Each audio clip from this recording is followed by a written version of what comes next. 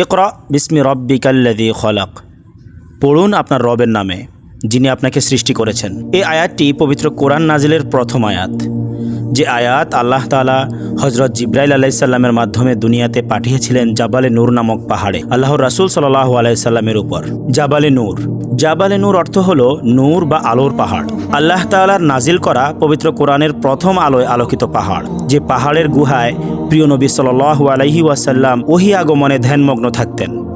বিশ্বব্যাপী যে পাহাড়কে গারে হেরা অথবা হেরা গুহা নামেই মানুষ চেনে বা জানে। এই স্থানে আগমন করা উমরা কিংবা হজের অন্তর্ভুক্ত নয়। এই পাহাড়ে উঠতে শক্তিশালী ও সামর্থ্যবান মানুষদের প্রায় 2 ঘন্টারও বেশি সময় লেগে যায়। প্রায় 1000 ফুট উচ্চতার ভয়ঙ্কর পথ পাড়ি দিয়ে এই পাহাড়ের চূড়ায় উঠতে বেশ কয়েকবার বিশ্রাম নিতে হয়। আমরা 4 জন পাহাড়ে উঠতে বিশ্রাম নিয়েছি মোট 6 বার। আল্লাহ তাআলা উমরা এবং হজে আগমনকৃত প্রত্যেক হাজিদেরকে কবুল করুক।